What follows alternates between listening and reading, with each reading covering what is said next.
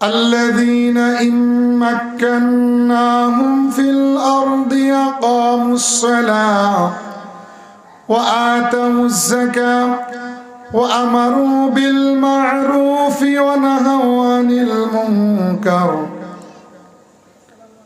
আল্লাহ তাআলা বলেন, যাদেরকে আমি আল্লাহ এই পৃথিবীর মধ্যে দায়িত্ব দেই, যাকে আমি আল্লাহ ক্ষমতার চেয়ার দেই, যাকে আমি আল্লাহ কোন দেশের প্রধানমন্ত্রী দেই, যাকে আমি আল্লাহ উপজেলার চেয়ারম্যান বানাই, কোন ইউনিয়নের পরিষদের চেয়ারম্যান বানাই, কোন ওয়ার্ডের মেম্বার বানাই, মসজিদের ইমামতির দায়িত্ব দেই, কোন মাদ্রাসার আমি মুহতামিম বানাই, আল্লাহ রাব্বুল আলামিন বলেন প্রত্যেকটা দায়িত্বশীলের, প্রত্যেকটা ক্ষমতাশীলের সর্বপ্রথম দায়িত্ব হলো আকিমুস সালাহ। তার সর্বপ্রথম দায়িত্ব হলো তার দেশের মধ্যে, সমাজের মধ্যে সে নামাজ কায়েম করবে। কি কায়েম করবে? আকিমুস সালাহ। কার কথা? কার কথা? আল্লাহর কথা। আল্লাহ রাব্বুল আলামিন বলেন সে তার ব্যক্তি জীবন, পারিবারিক জীবন, সমাজ জীবন, রাষ্ট্রীয় জীবন, আন্তর্জাতিক জীবন, সর্বক্ষেত্রে সে নামাজ প্রতিষ্ঠা করবে, নামাজ কায়েম করবে। ওয়াতুজ যাকাত, দ্বিতীয় নাম্বার দায়িত্ব হলো যাকাত ভিত্তিক অর্থ ব্যবস্থা চালু করবে। 3 নাম্বার দায়িত্ব হলো আমারু বিল মারুফ, সৎ কাজের আদেশ করবে। ওয়া নাহু আনিল মুনকার, 4 নাম্বার দায়িত্ব হলো সে অন্যায় কাজের নিষেধ করবে। কয়টা হলো? আওয়াজ দিয়ে বলেন কয়টা? দিয়েছেন কে এই দায়িত্ব? আল্লাহ বলতেছেন আমি যাকে ক্ষমতায় বসাবো, কোন দায়িত্ব দিব, তার সর্বপ্রথম কাজ হলো নামাজ কায়েম করা। কি কায়েম করা? দ্বিতীয় নাম্বার যাকাত ভিত্তিক অর্থ ব্যবস্থা চালু করা। 3 নাম্বার সে তার ওই দেশের মধ্যে, সমাজের মধ্যে সৎ কাজের আদেশ করবে। 4 নাম্বার দায়িত্ব অন্যায় কাজের নিষেধ করবে। আল্লাহ রাব্বুল আলামিন যাকেই কোন দেশের প্রধানমন্ত্রী বানাইবেন, কোন দেশের রাষ্ট্রীয় প্রধানমন্ত্রী বানাইবেন, আল্লাহ এই 4টা দায়িত্ব সর্বপ্রথম তাকে দিলেন। প্রত্যেকটা মুহূর্তে দেশের জনগণের খোঁজ খবর নেওয়া তার দায়িত্ব। দেশের মানুষ খেয়ে আছে না না খেয়ে আছে তার খোঁজ খবর নেওয়ার দায়িত্ব। দেশের মানুষ চিকিৎসার অভাবে মারা যায়, চিকিৎসার ব্যবস্থা করা রাষ্ট্রীয় প্রধানের দায়িত্ব। কোন একটা লোক তার সন্তানকে লেখাপড়া করাইতে পারে না, তার সন্তানের লেখাপড়ানো করানোর দায়িত্ব হলো তার, যাকে আল্লাহ ক্ষমতার মধ্যে বসান। প্রত্যেকটা দায়িত্বশীলকে তার আল্লাহর কাছে জবাবদিহিতা করতে হবে। করা লাগবে কি লাগবে না? প্রত্যেকটা মানুষকে তার দায়িত্বের ব্যাপারে আল্লাহর কাছে জবাবদিহিতা করতে হবে। দায়িত্ব ছোট হোক আর বড় হোক, যেই পদেরই হোক না কেন, প্রধানমন্ত্রী থেকে শুরু করে চৌকিদার পর্যন্ত প্রত্যেকটা মানুষকেই তার দায়িত্বের ব্যাপারে আল্লাহর কাছে জবাবদিহিতা করতে হবে। আল্লাহ রাসূল বলেছেন আলা কুল্লুকুম রাইন ওয়া কুল্লুকুম মাসউলুন আন রাইয়াতিহি, প্রত্যেকটা মানুষকে আমি আল্লাহ রাব্বুল আলামিন তার দায়িত্বের ব্যাপারে কাল হাসরের ময়দানে আমার কাছে জবাব নিব, সে তার দায়িত্ব কতটুকু পালন করেছে। আল্লাহ রাসূল সাল্লাল্লাহু আলাইহি ওয়াসাল্লাম যখন মদিনা ইসলামী রাষ্ট্রের প্রধান ছিলেন, রাসূল করিম সাল্লাল্লাহু আলাইহি ওয়াসাল্লাম যখন মদিনা ইসলামী রাষ্ট্রের নেতৃত্ব দিয়েছিলেন, মদিনা ইসলামী রাষ্ট্রের যখন প্রধানমন্ত্রী হইলেন, আল্লাহ রাসূল মদিনার রাষ্ট্র চালাইছেন কি চালান না? আওয়াজ দিয়ে বলেন চালাইছেন কি চালান না? আল্লাহ রাসূলের সময় কোনো দুর্নীতি ছিল নি? ছিল নি? আল্লাহ রাসূল সাল্লাল্লাহু আলাইহি ওয়াসাল্লাম যখন মদিনার ইসলামী রাষ্ট্র চালাইলেন, জনগণের খোঁজ খবর নিছেন কি নেন না? মানুষের খোঁজ খবর নিছেন কি নেন না? আল্লাহ রাসূল সাল্লাল্লাহু আলাইহি ওয়াসাল্লাম কোরআন দ্বারা সমাজ চালাইছেন, রাষ্ট্র চালাইছেন। নবী যখন দুনিয়া থেকে চলে গেলেন, হযরত আবু বকর আল্লাহ রাসূলের দেখানো পথ অনুযায়ী মদিনার ইসলামী রাষ্ট্র চালাইছে কি চালান না? আবু বকর দুনিয়া থেকে যখন চলে গেলেন, আবু বকরের পরে হযরত ওমর 10 শুধু মদিনার না, সারা পৃথিবীর অর্ধ পৃথিবীর শাসন করেছেন, বলেন সুবহানাল্লাহ। সারা পৃথিবীর অর্ধেক শাসন করেছেন হযরত ওমর। অর্ধ পৃথিবীর প্রেসিডেন্ট, প্রধানমন্ত্রী ছিলেন হযরত ওমর। সেই ওমর কিভাবে তার সমাজ, তার দেশ, রাষ্ট্র পরিচালনা করেছেন, হযরত ওমরের কাছ থেকে প্রত্যেকটা মুসলমান কিয়ামত পর্যন্ত শিক্ষা নিতে হবে। প্রত্যেকটা দায়িত্বশীল সে যেই পর্যায়ে থাকুক না কেন, হযরত ওমরের কাছ থেকে শিক্ষা নিতেই হবে। কথা বলেন ঠিক কিনা? হযরত ওমর 10টি বছর মদিনার ইসলামী রাষ্ট্রের প্রধান ছিলেন। একটি রাতে বিছানার মধ্যে ওমর ঘুমান না। আর সারা পৃথিবীর মধ্যে যারা প্রধানমন্ত্রীর দায়িত্বে আছে রাতের বেলা ঘুমায় কি ঘুমায় না? আর হযরত ওমর 10টি বছর একটি রাতে বিছানার মধ্যে পিঠ লাগায় না। রাতের বেলায় ঘুরে ঘুরে দেখতেন কোন মানুষটা খেয়ে আছে না খেয়ে আছে, কোন মানুষটা অভাবের মধ্যে আছে, কোন মানুষটা অসুস্থ আছে দেখতে যাইতেন, কোন মানুষটা মদের আড্ডায় আছে দেখতেন, কোন লোকটা জিনা দর্শন ব্যভিচারের সাথে লিপ্ত দেখতেন, কোন লোকটা দেশের মধ্যে দুর্নীতি করে, টেন্ডারবাজি করে, সাদাবাজি করে, ঘুরে ঘুরে মদিনার ইসলামী রাষ্ট্রপ্রধান সেই ওমর অর্ধ পৃথিবীর প্রেসিডেন্ট হওয়ার পরে ঘুরে ঘুরে ঘুরে ঘুরে সারা পৃথিবীর মধ্যে তিনি যতটুকু পারতেন সফর করতেন। একদিন রাতের বেলা গভীর রজনীতে হযরত ওমর রওনা হলেন তার দেশের জনগণের খোঁজ খবর নেওয়ার জন্য। সব সময় সাথে হযরত ওমরের খাদেম আসলাম যাইতেন। হযরত ওমরের খাদেমের নাম ছিল আসলাম। একদিন গভীর রজনীতে ওমর রওনা হলেন, কাউকে সঙ্গে নেয় না। যাইতে যাইতে যাইতে যাইতে সামনে নজর করে দেখে একটা ঘরের মধ্যে টিম টিম টিম টিম করে বাতি জ্বলতেছে দূর থেকে। হযরত ওমর দূর থেকে মনে করলেন ঘরের মধ্যে মনে হয় কোনো খারাপ লোকের আড্ডা, মনে হয় ঘরের মধ্যে কেউ তাস খেলতেছে, জুয়া খেলতেছে, মনে হয় ক্যারাম বোর্ড খেলতেছে, মনে হয় মদ খাইতেছে, মনে হয় দর্শন করতেছে। তিনি মনে মনে চিন্তা করলেন এত রাতে গভীর রজনীতে কেন ঘরের মধ্যে বাতি জ্বলতেছে, কেন ঘরের মধ্যে শব্দ শোনা যায়। হযরত ওমর যাইতে যাইতে ঘরের কাছে যখন গেলেন, যা দেখেন ঘরের মধ্যে কিছু শিশুর কান্না শোনা যাইতেছে। আর ঘরের মধ্যে চুলার মধ্যে বাতি জ্বলতেছে, চুলার মধ্যে আগুন জ্বলতেছে। ওমর ঘরের বাইরে থেকে জিজ্ঞেস করলেন কে ঘরের মধ্যে কেন এত রাতে বাতি জ্বলতেছে, এই বাচ্চাগুলি কেন কান্না করতেছে? ঘর থেকে একজন বিধবা মহিলা ডাক দিয়ে বলেন আমি একজন বিধবা নারী, আপনি কে?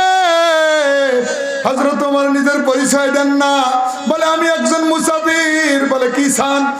বলে আমি কিছুই চাই না, আপনার ঘরের মধ্যে কেন কান্নার আওয়াজ শোনা যায়, ঘরের মধ্যে কেন বাতি জ্বলতেছে? বলে আপনার কাছে আমার মনের কষ্টের কথা বলে আমি আর আমার দুঃখ বাড়াইতে চাই না, আপনাকে আপনার কাছে কেন বলবো? বলে মা আপনার কথা আমার কাছে বলেন, দেখি আপনার জন্য কোনো সহযোগিতা করতে পারি কিনা, আমি আমার সাধ্য মতো সহযোগিতা করব। ওই বিধবা মহিলা বলে শুনেন আমি একজন শহীদের স্ত্রী, এই সন্তানগুলি শহীদের সন্তান, আল্লাহর জন্য ইসলামের জন্য জীবন দিয়ে দুনিয়া থেকে বিদায় হয়েছে। এই সন্তানগুলি আজকে 3 দিন ধরে না খায়া ঘরের মধ্যে কোনো খাবার নাই। আমি বিধবা মহিলা কোথায় যাবো খাবারের জন্য? চুলার মধ্যে আগুন জ্বলে না, সন্তানগুলি খাবারের জন্য কান্না করতেছে। আমি আগুন জ্বালা খালি একটা পাতিলা আগুনের মধ্যে বসে দিয়েছি, আর সন্তানগুলির বলছি বাবারা তোমরা একটু ঘুমাও, কিছুক্ষণ পরে খাবার হইবে। সন্তানগুলি কিছুক্ষণ পর পর ডাক দিয়া বলে মা এখনো কি তোমার খাবার হয় না? কলিজার মধ্যে আগুন জ্বলতেছে গো মা, আর কখন সময় লাগবে মা? মা ডাক দিয়ে বলে বাবা আর কিছুক্ষণ অপেক্ষা করো। ও মুসাফির তুমি যে দেখছো ঘরে আগুন জ্বলে, আমি রান্না করতেছি। আসলে রান্না করি না, আমি ধোঁকা দিতেছি, আমার সন্তানের সাথে আমি অভিনয় করতেছি। আমার সন্তানগুলি না খায় ঘরের মধ্যে শুয়ে রয়েছে। আল্লাহু আকবার। মহিলা ডাক দিয়া বলে হে মুসাফির আল্লাহর কসম করে বলি যে আল্লাহ দুনিয়া আমাকে পাঠাইছে, যে আল্লাহর জন্য আমার স্বামী জীবন দিয়েছে, আমি শহীদের স্ত্রী হয়েছি, আমার সন্তানগুলি শহীদের সন্তান। এই সন্তানগুলির যদি কোনো কিছু হয়, সন্তানগুলি যদি না খেয়ে মারা যায়, আল্লাহর কসম করে বলি হে মুসাফির, মদিনার ইসলামী রাষ্ট্রের প্রধান যেই উমর, কাল কিয়ামতের ময়দানে ওই উমরের গলার মধ্যে জাহান্নামের শিকল লাগায়া আমি বিধবা শহীদের স্ত্রী আল্লাহর দরবারে হাজির করব। আল্লাহু আকবার বলে, আওয়াজ দিয়ে বলেন আল্লাহু আকবার। হযরত ওমর তো পরিচয় দেয় না, পরিচয় দিছে, বলছে কি আমি একজন মুসাফির। আসলে মহিলা কথা বলতেছে কার সঙ্গে? হযরত ওমরের সঙ্গে। ওমর তো পাগল হয়ে গেছে, বলে কি যে ওমররে দেখলে শয়তান পালিয়ে যায়। সে ওমরের শরীরের মধ্যে ঘাম দিয়ে ফেলেছে, শরীরের পশমগুলি দাঁড়ায় গেছে। বলে কি মহিলা, কাল কিয়ামতের ময়দানে আমার গলার মধ্যে জাহান্নামের শিকল লাগে আল্লাহর কাছে হাজির করবে। ওমর ডাক দিয়ে বলে, মা তোমার সন্তানগুলি না খেয়া রয়েছে, তুমি এতদিন এত কষ্টের মধ্যে আছো, তুমি যদি খলিফারে একটু খবর দিতা তাহলে তো হইতো। তিনি ব্যস্ত মানুষ, এত বড় রাষ্ট্র পরিচালনা করেন, তিনি হয়তো খবর সময় পায় না, খবর পায় না। বলে আল্লাহর রাসূল তো এই কথা বলে না, জনগণ রাষ্ট্রীয় প্রধানকে খবর দিবে, নেতারে খবর দিবে। আল্লাহর নবী বলছেন রাষ্ট্রের প্রধান যিনি দায়িত্ব হবেন, যিনি নেতা নির্বাচিত হবেন, যিনি প্রধানমন্ত্রী হবেন, আল্লাহর নবী বলেছেন তার কাজ হলো জনগণের খবর নেওয়া, জনগণ তাকে খবর দিবে। এই কথা বলে না। হযরত ওমর দুই চোখের পানি ছেড়ে দিয়ে মনে মনে বলতেছে, হায়রে মহিলা তো নবীর হাদিসও জানে।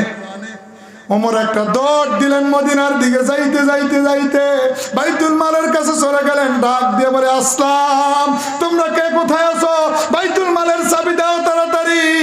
আসলাম বাইতুল মালের চাবি খুলে দিলেন। বলে হে আসলাম, তাড়াতাড়ি একটা আটার বস্তা আমার মাথার মধ্যে দাও, আমি নিয়ে যাব। আসলাম ডাক দিয়ে বলে, ইয়া আমিরুল মুমিনিন, আপনি অর্ধ পৃথিবীর খলিফা, আপনি প্রেসিডেন্ট, আপনি আটার বস্তা বস্তা মাথায় নিবেন? এটা হতে পারে না, এটা হতে পারে না, আমি নিয়ে যাব, দেন। ওমর ডাক দিয়ে বলে, হে আসলাম, কাল কিয়ামতের ময়দানে যখন আমার গলার মধ্যে জাহান্নামের শিকল লাগাই দিবে, তুমি আসলাম আসবে না, আমার স্ত্রীও আসবে না, আমার সন্তানও আসবে না, কেউ সেদিন আসবে না। দাও দাও, আটার বস্তা আমার গলার মধ্যে দাও। আল্লাহু আকবার। ও দুনিয়ার যারা রাষ্ট্রীয় দায়িত্ব রয়েছে, ওমরের কাছ থেকে শিক্ষা নাও।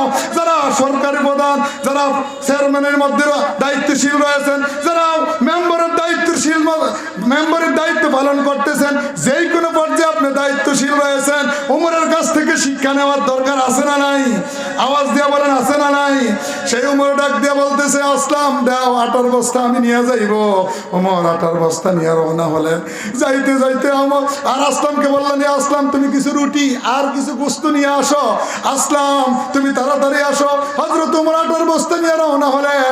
যাওয়ার পর ওই মহিলাকে ঘরের বাইরে থেকে ডাক দিয়ে বলে, মা ঘরের দরজাটা একটু খোলেন, ঘরের দরজাটা একটু খোলেন, পর্দার আড়াল থেকে আমি কিছু খাবার নিয়ে আসছি আপনার জন্য। ওই বিধবা মহিলা ঘরের দরজা খুলে দিল। খুলে দেওয়ার পর হযরত ওমর আটার বস্তাটা রাখলেন আর রুটি গোশতগুলি রাখলেন। বললেন, মা কিছু খাবার দিয়ে গেলাম, আপনি আর আপনার সন্তানগুলি খান। হযরত ওমর ঘরের সামনে থেকে সরে গেলেন, ঘরের একটা কোনায় দাঁড়িয়ে রইলেন। আসলাম ডাক দিয়া বলে, আমিরুল মুমিনিন, কিছুক্ষণ পরে ফজরের আজান হবে, রাত্র গভীর হয়ে গেছে, শেষ, এখন ফজরের আজান হবে। মদিনার মসজিদে নববীর ইমামতির দায়িত্ব আপনি রয়েছেন, আপনি নামাজ পড়াইতে হবে, মুসল্লিরা অপেক্ষা করতেছে, চলেন। ওমর ডাক দিয়ে বলে, না না, আমি যাব না। ঘরের এই কোণা থেকে আমি এই বিধবা মহিলার সন্তানগুলির কান্নার আওয়াজ শুনেছিলাম, আমি যতক্ষণ না তাদের হাসি দেখবো ততক্ষণ আমি এখান থেকে যাব না। আল্লাহু আকবার। ওই খাবারগুলি দেওয়ার পর ওই বিধবা মহিলা তার সন্তানগুলি ঘরের মধ্যে কথা বলতেছে। সন্তানগুলি বলতেছে, মা কে এমন মহান মানুষ যে আমাদের জন্য এত সুন্দর খাবার নিয়ে আসলো? মা ডাক দিয়ে সন্তানগুলির বলে, বাবা গতকাল রাতে তোমাদের কান্নার আওয়াজ শুনে মনে হয় আল্লাহ আসমান থেকে ফেরেশতা পাঠাইছে। আল্লাহু আকবার। আল্লাহ দয়া করে তোমাদেরকে খাবার দিছে, খাও বাবা। যখন দেখলেন তারা খাইতেছে, হযরত ওমর রওনা হলেন, মদিনায় চলে গেলেন। মসজিদ নববীতে ফজরের আজান হলো। অনেক লম্বা ঘটনা, আমি সংক্ষিপ্ত করলাম। হযরত ওমর ফজরের নামাজ শেষ করলেন। নামাজ শেষ করে মুসল্লিদেরকে ডাক দিয়ে বলে, ইয়া মুসল্লি, ইয়া আইয়ুহাল মুসল্লিন, হে মুসল্লিরা, তোমরা সবাই কিছুক্ষণ বসো, একটা বিচার হবে, একটা বিচার, কঠিন একটা বিচার হবে। মুসল্লিরা সবাই ভয় পেয়ে গেছে। ওমর তো সারা রাত মদিনার রাস্তায় ঘুরে ঘুরে দেখে, কি জানি কোথায় কোন অপরাধ দেখছে, কার বিচার করবে। হযরত ওমর পুলিশ সদস্যদেরকে ডাক দিলেন, হে পুলিশ ভাইরা, তোমরা সবাই এদিকে আসো, যাও মদিনার অমুক গলির মধ্যে যাইবা, একটা বাড়ি দেখবা, ওই ঘরের মধ্যে তিনটা বিধবা, একটা বিধবা নারী আছে, তার তিনটা সন্তান আছে, তাদেরকে ধরিয়া মসজিদে নববীতে নিয়ে আসো। বলো খলিফার নির্দেশ, যদি না আসতে চায় জোর করিয়া নিয়ে আসো। পুলিশ সদস্যরা রওনা হলো, মহিলাকে নিয়ে আসলো। আসার পর মুসল্লিরা সবাই বসা, হযরত ওমর বসা।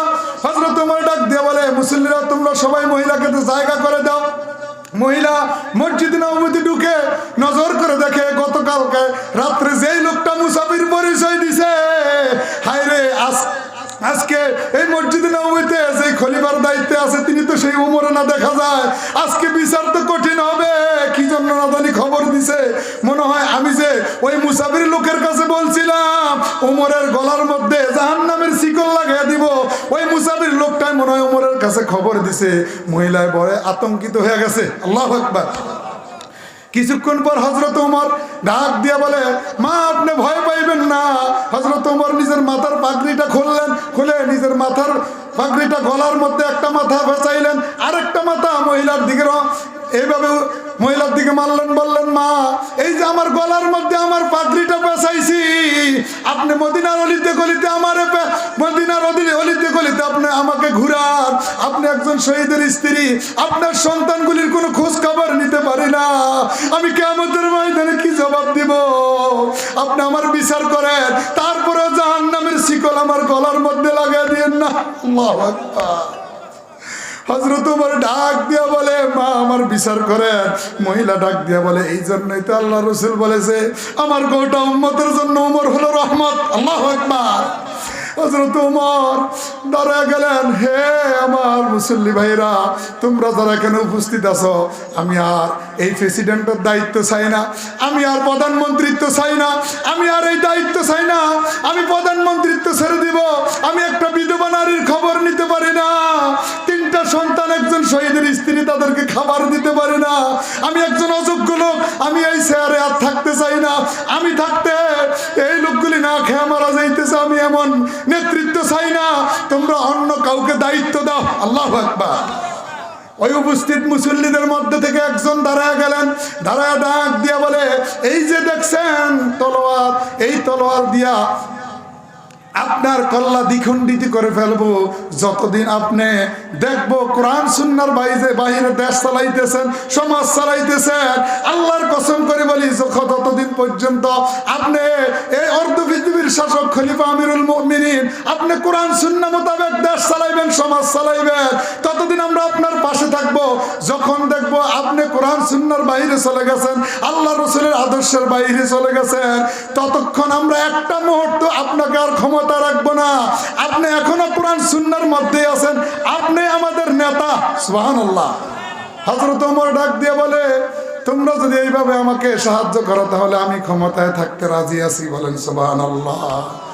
তাহলে সারা পৃথিবীর মধ্যে যারা আজকে দেশ চালাইতেছে, তারা ওমরের কাছ থেকে শিক্ষা নেওয়ার দরকার আছে না নাই?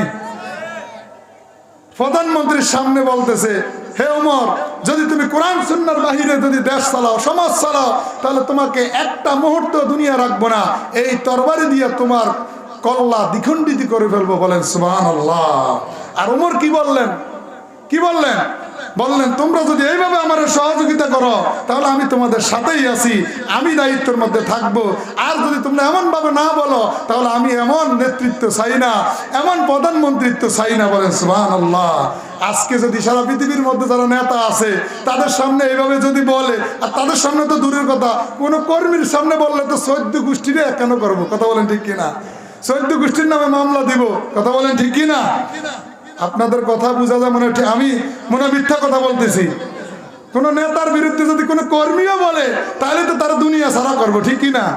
আর হযরত উমর অর্ধ পৃথিবীর শাসক, অর্ধ পৃথিবীর প্রেসিডেন্ট, তিনার সামনে বলতেছে আপনি যদি কোরআন সুন্নাহর বাইরে দেশ চালান, সমাজ চালান, তাহলে আপনার কল্লা দ্বিখণ্ডিত করে ফেলবো। বলেন সুবহানাল্লাহ। তা আল্লাহ রাব্বুল আলামিন প্রত্যেকটা মানুষকেই দায়িত্ব দিয়েছেন, প্রত্যেকে তার দায়িত্বের ব্যাপারে জিজ্ঞাসিত করবে। আপনি উপজেলা চেয়ারম্যান, আপনার উপজেলার মধ্যে মানুষগুলা খায়া আছে না না খায়া আছে, আল্লাহর কাছে জবাব দেওয়া লাগবে কি লাগবে না? আওয়াজ দিয়ে বলেন লাগবে কি লাগবে না? আপনি ইউনিয়ন পরিষদের চেয়ারম্যান, আপনি চেয়ারম্যানের দায়িত্ব পাইছেন, এই দায়িত্ব দিয়েছে আল্লাহ। আপনার ইউনিয়নের মধ্যে যে মানুষগুলি আছে তারা অসুস্থ আছে কিনা দেখতে হবে, তাদের ঘরে খাবার নাই, খাবার দিতে হবে, চাল নাই, চাল দিতে হবে, ডাল নাই, ডাল দিতে হবে, আটা নাই, আটা দিতে হবে, চিকিৎসার সমস্যা থাকলে চিকিৎসার ব্যবস্থা করে দিতে হবে। কথা বলেন ঠিক কিনা? এই দায়িত্ব দিয়েছেন কে? নাকি আমার দায়িত্ব? এই দায়িত্ব কি দুনিয়ার কোনো মানুষ দিয়েছে? দিয়েছেন কে? যেই লোকটা ইমাম সাহেব, তার মনে হয় আল্লাহর কাছে জবাব দেওয়া লাগবে না। ইমামতির দায়িত্ব দিয়েছেন কে? আওয়াজ দিয়ে বলেন দিয়েছেন কে? ইমাম সাহেবের কাছ থেকে আল্লাহ জবাব নিবেন কি নিবেন না? আল্লাহ রাব্বুল আলামিন জবাব নিবেন। তোমার ইমামতির দায়িত্ব দিয়েছি আমি আল্লাহ, তুমি আমার ঘরের মধ্যে নেতৃত্ব দিয়েছো, কোরআন সুন্নাহ মতো তুমি সমাজ গঠন করেছো কিনা, তোমার সমাজের মধ্যে যারা মুসল্লি ছিল তাদেরকে কোরআনের কথাগুলি বলছো কিনা, যারা অসুস্থ হয়েছে তাদেরকে দেখছো কিনা, তাদেরকে নামাজের কথা বলছো কিনা, সুদের কথা বলছো কিনা, তাদেরকে রোজার কথা বলছো কিনা, পর্দার কথা বলেছো কিনা, এই জবাব ইমামের কাছ থেকে নিবেন কি নিবেন না? যারা মসজিদের কমিটির দায়িত্ব হবে তারা মনে হয় আল্লাহর কাছে জবাব দেওয়া লাগবে না। আওয়াজ দিয়ে বলেন লাগবে কি লাগবে না? আল্লাহ জিজ্ঞেস করবে তুমি যে মসজিদের কমিটির সভাপতি হইছো, সেক্রেটারি হইছো, ক্যাশিয়ার হইছো, মসজিদের খোঁজখবর নিয়েছো কি, ইমামের খোঁজখবর নিয়েছো কিনা, মসজিদের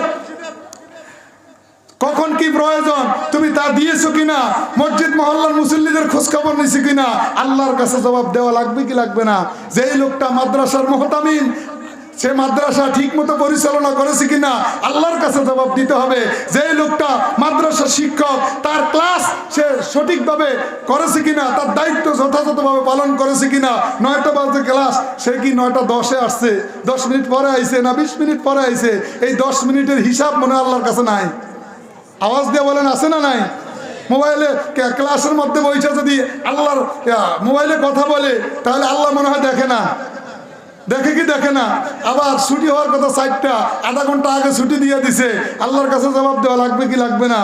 অযথা সময় নষ্ট করে ক্লাসের মধ্যে বইসা আল্লাহর কাছে জবাব দিতে হবে। কথা বলেন ঠিক কিনা? আবার আপনারা যারা আছেন, কেউ কোনো পরিবারের বাবা, আপনি আপনার পরিবারের মধ্যে আপনি নামাজ কায়েম করেছেন কিনা, আপনার ছেলের নামাজের কথা বলছেন কিনা, আপনার মেয়ের নামাজের কথা বলেছেন কিনা, আপনার ছেলের মাদ্রাসায় পড়াইছেন কিনা, ছেলের কোরআন শিক্ষা দিয়েছেন কিনা, আল্লাহর কাছে জবাব দেওয়া লাগবে কি লাগবে না? আওয়াজ দিয়ে বলেন লাগবে কি লাগবে না? আল্লাহর কাছে জবাব দিতে হবে। আপনার মেয়ের পর্দা মতো চালাইছেন কিনা, আপনার ছেলেকে আপনার মেয়েকে দিন শিক্ষা দিয়েছেন কিনা, আপনার ছেলেকে আপনার মেয়েকে মাদ্রাসায় ভর্তি করাইছেন কিনা, আল্লাহর কাছে কাল কিয়ামতের ময়দানে অবশ্যই অবশ্যই জবাব দিতে হবে। আর না হয় এই সন্তানগুলি যখন জাহান্নামে যাবে, আল্লাহকে বলবে আল্লাহ আমার বাবা মা তো আমাকে মাদ্রাসায় পড়ায় না, আমারও তো কোরআন শিক্ষা দেয় না, আমাকে তো কোনোদিন নামাজের কথা বলে না। মেয়েটা বলবে আমার মা তো আমার বাবা তো পর্দার কথা বলে না। সেদিন আল্লাহর কাছে এই সন্তানগুলি আপনার বিরুদ্ধে মামলা দিবে, সেদিন আপনাকে জাহান্নামের দিকে নিয়ে যাবে। বলেন নাউজুবিল্লাহ। এই সন্তানগুলি বলবে আল্লাহ আমার এই বাবা মার কারণে আজকে আমি জাহান্নামী হয়েছি, এই বাবা মা ছাড়া আমি জাহান্নামে যাব না। আল্লাহ বলবে যাও, এই সন্তানগুলির মা বাবা কোথায় আছে তাদেরকে ধরে জাহান্নামে নিয়ে যাও। বলেন নাউজুবিল্লাহ। আর সন্তানকে যদি মাদ্রাসায় দেন, সন্তানকে যদি কোরআন শিক্ষা দেন, সন্তান যদি আল্লাহওয়ালা হয়, নামাজি হয়, মেয়েটা যদি পর্দাশীল হয়, মেয়েটা যদি পরেজগার হয়, তাহলে আল্লাহর কসম করে বলি এই সন্তানটা জান্নাতে গেল আপনাকে ভুলবে না। বলেন সুবহানাল্লাহ। এই সন্তানটা যখন জান্নাতের মধ্যে চলে যাবে, আল্লাহকে বলবে ওয়ালাকুম ফিহা মা তাশতাহি আনফুসুকুম ওয়ালাকুম ফিহা মা তাদউন। বলেন আল্লাহু আকবার। এই সন্তানগুলি বলবে আল্লাহ আল্লাহ জান্নাতে আসছি, যেই বাবা মা কষ্ট করে আমারে মাদ্রাসায় পড়াইছে, যেই বাবা মাথার ঘাম পায়ের মধ্যে ফলায়া আমারে মাদ্রাসায় পড়াইছে, কোরআন শিক্ষা দিয়েছে, ওস্তাদের কাছে পাঠাইছে, আল্লাহ আমি জান্নাতের মধ্যে আসছি, আমার বাবারও তো জান্নাতে দেখি না। সন্তানটা তখন বলবে আল্লাহ আমার মা কোথায়? যেই মা আমাকে 10 মাস 10 দিন গর্ভে ধারণ করেছে, যেই মা আমাকে এত কষ্ট করে লালন পালন করেছে, আমাকে মাদ্রাসায় পাঠাইছে কোরআন শিক্ষার জন্য, সেই মাকে আজকে জান্নাতে দেখি না। আল্লাহ ব্যাপার কি? ওয়ালাকুম ফিহা মা তাশতাহি আনফুসুকুম ওয়ালাকুম ফিহা মা তাদউন। আল্লাহ আপনি না বলছেন জান্নাতের মধ্যে আপনার বান্দা যা চাইবে তাই দিবেন। আল্লাহ আমার মা বাবারে আমি জান্নাতে চাই। আল্লাহু আকবার। আল্লাহ বলবেন যাও ফেরেশতারা, এই হাফেজে কোরআনের এই জান্নাতি লোকটার মা বাবা যেখানে আছে জাহান্নাম থেকে ধরে তাদেরকে জান্নাতে নিয়ে আসো। সেদিন আল্লাহ রাব্বুল আলামিন আপনার এই সন্তানের কারণে আপনাকে জাহান্নাম থেকে জান্নাতে নিয়ে যাইবে। বলেন সুবহানাল্লাহ। তাহলে আমরা সন্তানকে মাদ্রাসায় দিতে চাই কি চাই না? তাহলে সন্তানকে কোরআন শিক্ষা দেওয়ার দরকার আছে না নাই? আওয়াজ দিয়ে বলেন আছে না নাই? অবশ্যই সন্তানকে আমরা কোরআন শিক্ষা দিতে হবে।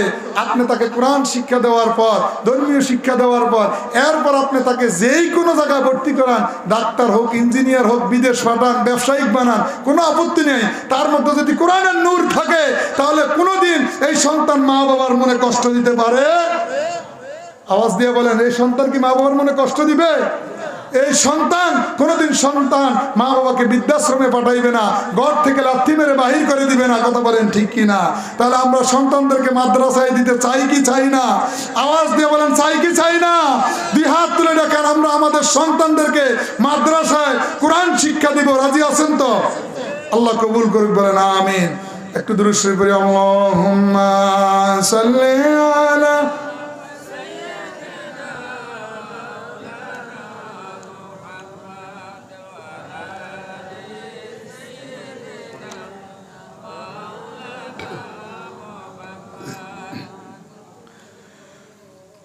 কোরআন মোদের মাথার মুকুট, কোরআন আমাদের সংবিধান,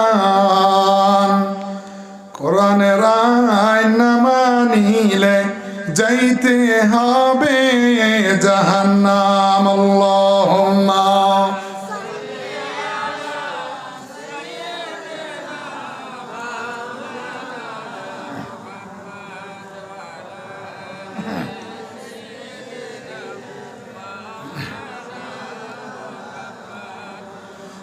বলতেছিলাম প্রত্যেকটা মানুষকেই তার দায়িত্বের ব্যাপারে জবাবদিহিতা করতে হবে।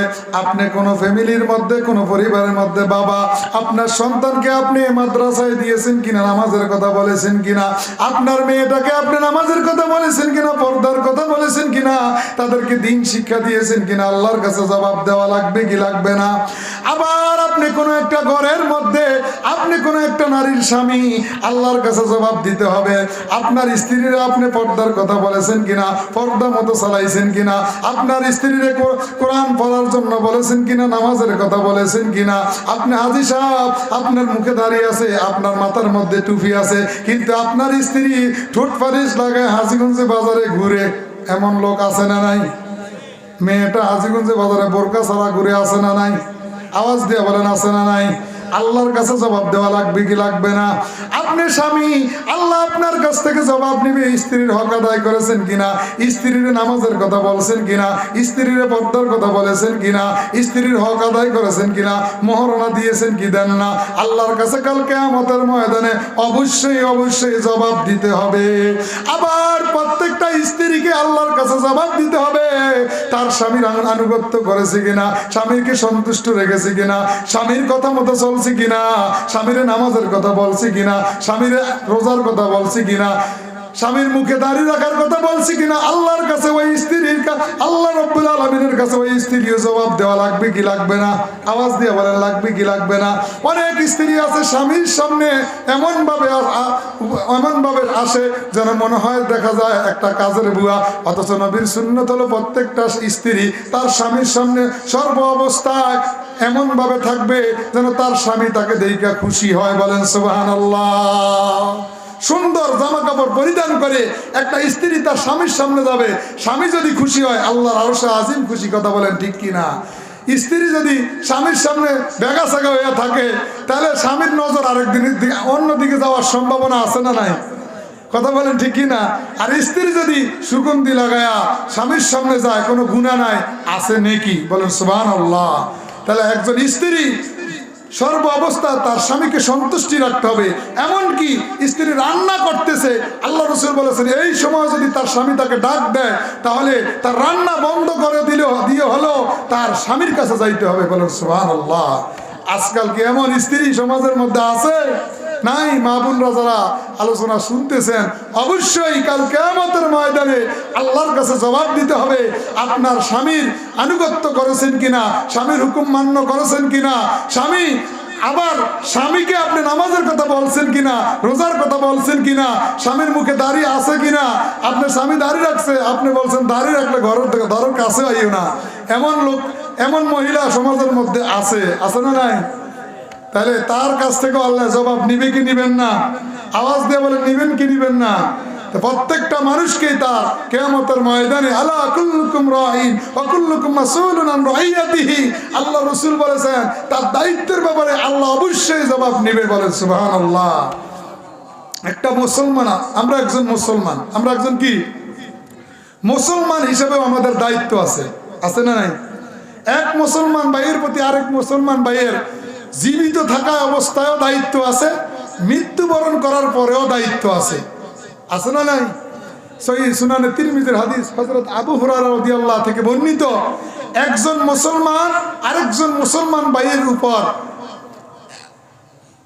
আমাদের এশার জামাত হবে 7:30টায়, 5 মিনিট আগে আজান হবে ইনশাআল্লাহ। 7:30টায় জামাত হবে। এটা তো মাগরিবের সময় আমরা বলছি, মনে আছে তো? যাও তো বলতেছিলাম একজন মুসলমান আরেকজন মুসলমানের উপর জীবিত থাকা অবস্থা 6টা দায়িত্ব। কয়টা? সুনানে তিরমিজির হাদিস হযরত আবু হুরায়রা রাদিয়াল্লাহু বলেন একজন মুসলমানের প্রতি আরেকজন মুসলমানের সর্বপ্রথম দায়িত্ব হলো তাকে দেখলে সে সালাম দিবে। কি দিবে? সালাম দিলে সে তার জবাব দিবে। দ্বিতীয় নাম্বার দায়িত্ব হলো একজন মুসলমান আরেকজন মুসলমান ভাইকে যখন ডাক দিবে তার ডাকে সাড়া দিবে, দাওয়াত দিলে তার দাওয়াত গ্রহণ করবে। 3 নাম্বার দায়িত্ব হলো একজন মুসলমান যখন কোনো মুসলমান ভাই হাসি দিবে তার হাসির জবাব দিবে। কয়টা গেল? 3টা। 4 নাম্বার দায়িত্ব হলো কোনো মুসলমান ভাই অসুস্থ হয়েছে তাকে দেখতে যাওয়া। এটা একজন মুসলমান ভাইয়ের দায়িত্ব।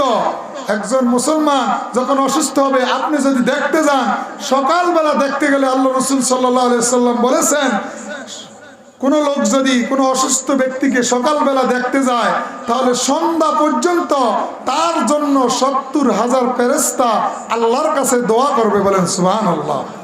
আর যদি সন্ধ্যাবেলা আপনি দেখতে যান তাহলে সারা রাত আপনার জন্য 70,000 ফেরেশতা আল্লাহর কাছে দোয়া করতে থাকবে। বলেন সুবহানাল্লাহ। 5 নম্বর দায়িত্ব হলো কোন মুসলমান ভাই মৃত্যুবরণ করেছে তার জানাজায় অংশগ্রহণ করা। একজন মুসলমান ভাই মৃত্যুবরণ করেছে, আপনি যদি তার জানাজায় অংশগ্রহণ করেন তাহলে আপনার আমলনামায় 1 কেরাত সওয়াব, আর যদি দাফন করেন তাহলে 2 কেরাত সওয়াব। সাহাবায়ে কেরাম জিজ্ঞেস করলেন ইয়া রাসূলুল্লাহ 2 কেরাত কি? আল্লাহ রাসূল সাল্লাল্লাহু আলাইহি ওয়াসাল্লাম বলেছেন 2 কেরাত হলো 2টা উহুদ পাহাড় পরিমাণ নেকি। বলেন সুবহানাল্লাহ। তাহলে আমরা একজন মুসলমান ভাই অসুস্থ হলে দেখতে যাইব তো ইনশাআল্লাহ, মৃত্যুবরণ করলে জানাজায় উপস্থিত হব তো ইনশাআল্লাহ। তাহলে কয়টা গেল? 5টা। 6 নম্বর দায়িত্ব হলো একজন মুসলমান আরেকজন মুসলমান ভাইয়ের জন্য সর্ব অবস্থায় সে সামনে থাকলেও তার জন্য দোয়া করবে, পিছনে থাকলেও তার জন্য দোয়া করবে। ঠিক কি না? এখন আমরা কি করি? সামনে থাকলে আসসালামু আলাইকুম দিয়া তার খোঁজখবর নেই, ভালো, কিন্তু পিছনে থাকলে এই যে গীবতের আলোচনা হুজুর কিছুক্ষণ আগে করছে, তার 14 গোষ্ঠীর নামে গীবত করি। কথা বলেন ঠিক কি না? তার নামে বদনাম ছড়াই, এ হলো আমাদের স্বভাব। অথচ আল্লাহ রাব্বুল আলামিন বলেছেন রব্বানা গফির লানা ওয়া লিইখওয়ানিনাল্লাযীনা সাবাকুনা বিল ঈমান ওয়া লা তাজআল ফী কুলুবিনা গিল্লাল লিল্লাযীনা আমানু রব্বানা ইন্নাকা রাউফুর রহিম। বলেন আল্লাহু আকবার। আওয়াজ দিয়ে বলেন আল্লাহু আকবার। আল্লাহ বলেন তোমরা এমন ভাবে দোয়া করবে, আমাদের রব আমাদের পূর্বে যারা ঈমান এনেছে দুনিয়া থেকে চলে গেছে আল্লাহ তাদেরকে মাফ করে দেন। তারা এখন তোমার কাছে নাই, তুমি তার জন্য দোয়া করো, আল্লাহ আমার ইমানদার ওই মুমিন মুসলমান ভাইদেরকে মাফ করে দাও। আল্লাহ যারা এখন দুনিয়াতে আছে আল্লাহ তাদেরকেও মাফ করে দাও। আল্লাহ সর্ব অবস্থায় আমার মুসলমান ভাইয়ের প্রতি যেন আমি হিংসা বিদ্বেষ না করি, আল্লাহ হিংসা বিদ্বেষ থেকে আমাকে হেফাজত করে। বলেন আমিন। তাহলে সর্ব অবস্থায় একজন মুসলমান আরেক মুসলমান ভাইয়ের জন্য দোয়া করবে। কি করবে? এই 6টা দায়িত্ব একজন মুসলমান আরেক মুসলমান ভাইয়ের উপর দুনিয়া থাকা অবস্থায়, আর দুনিয়া থেকে যখন চলে যাবে মৃত্যুবরণ করবে তখন একজন মুসলমান ভাইয়ের উপরও আবার 6টা দায়িত্ব আছে। বলেন সুবহানাল্লাহ। একজন মুসলমান ভাই যখন দুনিয়া থেকে চলে যাবে একজন ইমানদার মুমিন মুসলমান শোনা মাত্র সে বলবে ইন্না লিল্লাহি ওয়া ইন্না ইলাইহি রাজিউন। কারণ আল্লাহ রাব্বুল আলামিন বলেছেন সূরাতুল বাকারার মধ্যে, আল্লাযীনা ইযা আসাবাতুহুম মুসিবাহ ক্বালু ইন্না লিল্লাহি ওয়া ইন্না ইলাইহি রাজিউন। কোরআনে আছে না নাই? আছে না নাই? আল্লাহ বলেন যখনই কোনো ইমানদার মুমিন মুসলমান হেদায়েতপ্রাপ্ত ইমানদার যারা যখনই কোনো কেউ বিপদে পড়বে তখনই সে বলবে ইন্না লিল্লাহি ওয়া ইন্না ইলাইহি রাজিউন।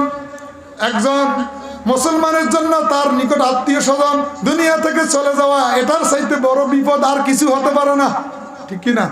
তাহলে সে মৃত্যুর খবর শুনলে সে কি বলবে? ইন্না লিল্লাহি ওয়া ইন্না ইলাইহি রাজিউন। আল্লাহ আমরা তোমার জন্য, আল্লাহ আমরা তোমার কাছেই ফিরে যাব। বলেন সুবহানাল্লাহ।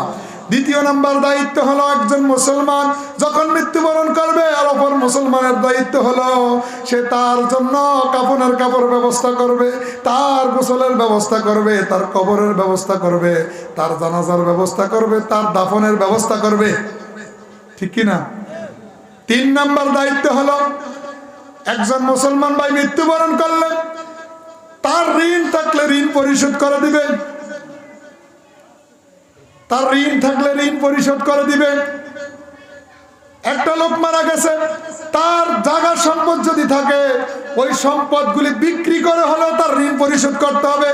এমনকি হাদিসের মধ্যে আসছে তার ঋণ পরিশোধ করতে হবে তার সন্তানগুলির মধ্যে সম্পদ বন্টন করার আগে। সম্পদ বন্টন করার আগে, ছেলে মেয়েরা সম্পদ নেওয়ার আগে, বাবা মা মৃত্যুবরণ করলে আগে তার ঋণ পরিশোধ করতে হবে। এটা হলো একজন ইমানদারের দায়িত্ব। কথা বলেন ঠিক কিনা? আর যদি তাদের সামর্থ্য না থাকে এলাকার মুসলমান যারা আছে তারা সবাই মিলে হলো এই ঋণ পরিশোধ করতেই হবে। এটা ইমানি দায়িত্ব, ফরজ দায়িত্ব, ঠিক কিনা? কয়টা গেল? 3টা।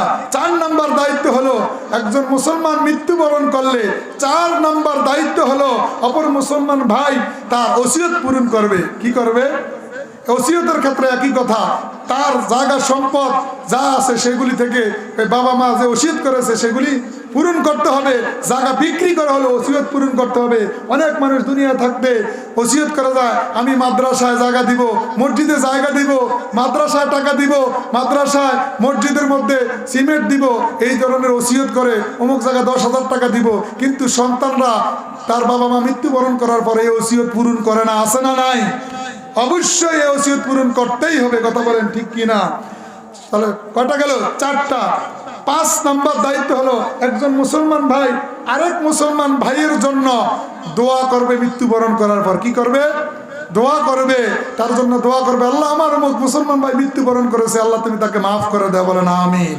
6 নাম্বার দায়িত্ব হলো তার পক্ষ থেকে দান সদকা করা, এতে করে তার আমলনামায় সওয়াব পৌঁছতে থাকবে। বলেন সুবহানাল্লাহ। কয়টা বললাম? 6টা। এই 6টা দায়িত্ব এক মুসলমানের প্রতি আরেক মুসলমান ভাই যখন মৃত্যুবরণ করবে আল্লাহ রাব্বুল আলামিন আমাদের সবাইকে প্রত্যেকের দায়িত্বের ব্যাপারে যেই কথাগুলি বলেছি আমাদের সবাইকে যেন আমল করার তৌফিক দান করে। আমরা বলি আমিন।